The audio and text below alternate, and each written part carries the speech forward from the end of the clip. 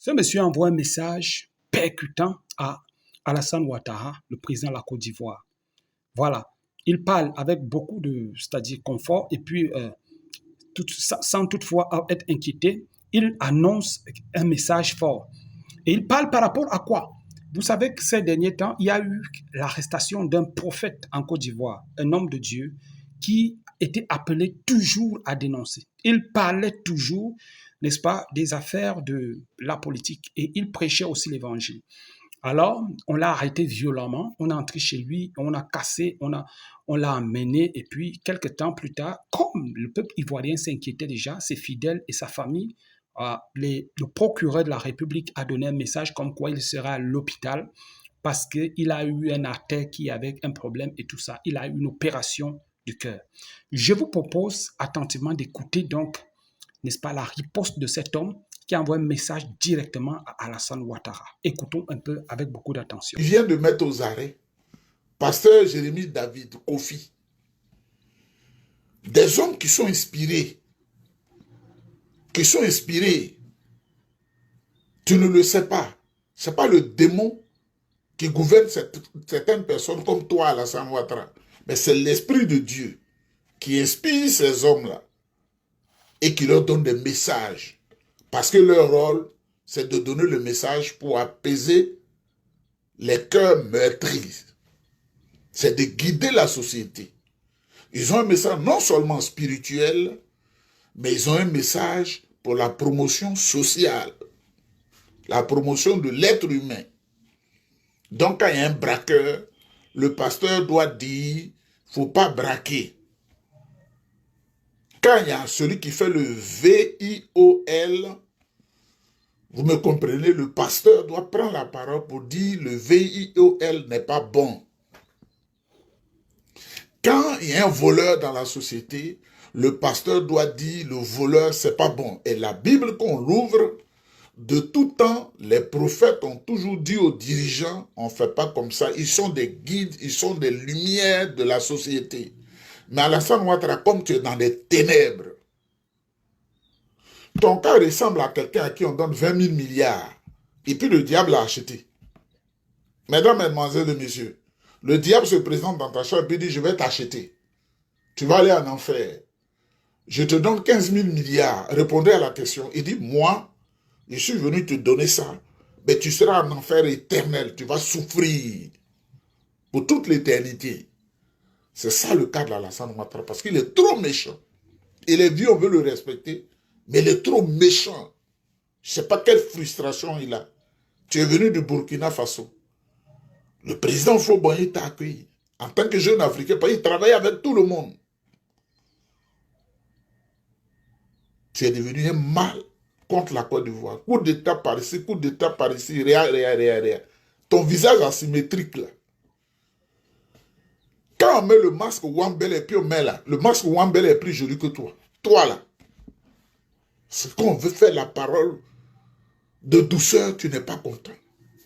Tu viens d'arrêter quelqu'un qui parle de Dieu. Quand il est sous inspiration, il ne boit pas, c'est Dieu qui les inspire. Le peuple souffre. Le pasteur doit parler de la souffrance du peuple. Mais Paco Fofié là, moi je me réjouis énormément de sa mort. Et je veux qu'il aille aux enfers. Qu'il soit torturé par les esprits du bas astral. Parce qu'il n'a aucune lumière sur son âme. Son plaisir, c'était de tuer pour avoir une promotion que tu lui as donnée. Caporal. Et il était fier de porter le galon de colonel-major. C'est Alassane Ouattara qui a fait ça.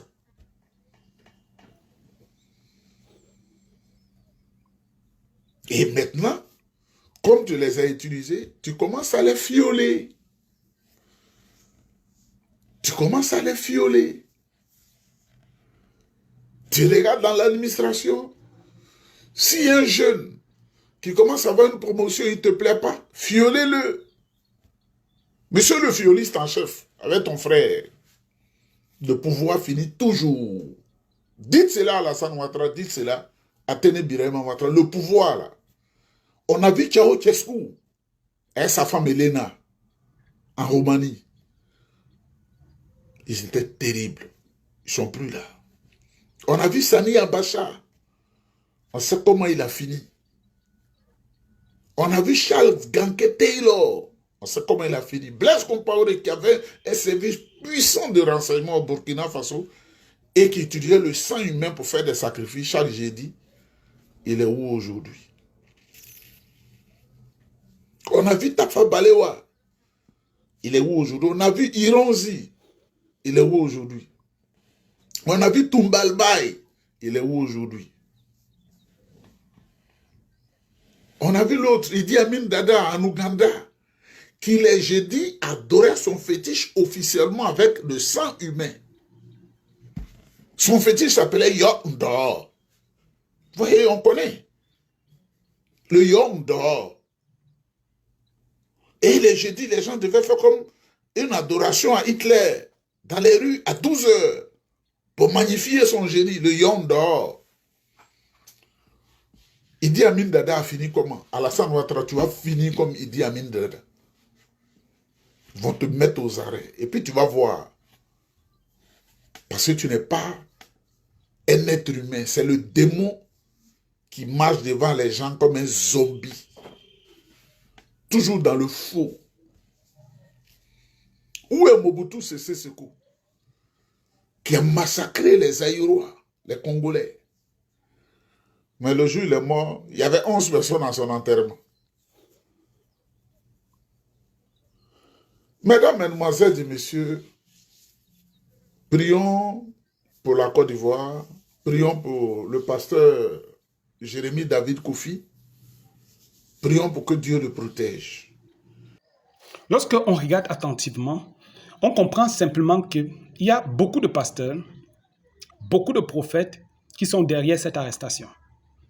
Qui sont derrière. Parce que la preuve est quoi? Vous allez remarquer que personne ne sort pour parler. Les hommes de Dieu sont là. Voilà, ceux qui parlent même parlent avec beaucoup de légèreté. Et la plupart même sont beaucoup plus penchés du côté du gouvernement. Comme quoi, le prophète Jérémie a eu tort de faire cela. Il a eu tort de parler comme ça et tout ça. Il y a aussi des gens qui sont un peu lucides et qui disent, mais qu'est-ce que la Constitution dit? Qu'est-ce que la loi ivoirienne dit à propos des gens qui se réjouissent du diable des autres personnes? Est-ce que la loi ivoirienne condamne cela? Si oui, montrez-nous simplement. On voit où la loi condamne cela. Mais si la loi ne condamne pas, pourquoi cette arrestation? 1. 2. Pourquoi entrer chez lui et violenter, casser tout et tout ça et l'amener? 3. Pourquoi là, je même peut-être l'avoir tabassé? Puisque après, on se dit il est à l'hôpital. Pourquoi il est là à l'hôpital? Est-ce que quand on l'a interpellé, on l'a violenté, ainsi de suite?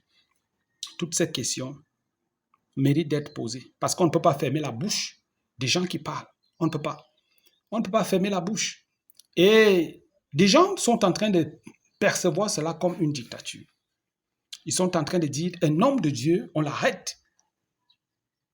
On l'arrête comme ça. On le fait honte devant sa famille comme ça. Devant les fidèles comme ça. On l'amène. Mais c'est quelque chose vraiment qui ne... Et je vais dire quelque chose comme Madoché avait dit à Esther. À tous les hommes de Dieu qui sont en Côte d'Ivoire et qui sont en train de voir ce qui se passe là, mais ne parlent pas. Votre tour arrive. Et votre tour sera pire. Madoché avait dit à la reine Esther, ne pense pas que si toi, tu ne fais rien, Dieu ne fera pas quelque chose. Dieu fera, mais toi, tu vas perdre ta légitimité devant Dieu. Toutes les personnes là, qui sont là et qui quand même, qui peuvent être écoutées par le gouvernement, mais qui ferment la bouche, votre tour arrive. Ça, c'est clair. C'est indubitable, incontournable, indiscutable. Ça, c'est ce que je voulais dire par rapport à cette vidéo. N'hésitez pas à me dire ce que vous en pensez. Merci.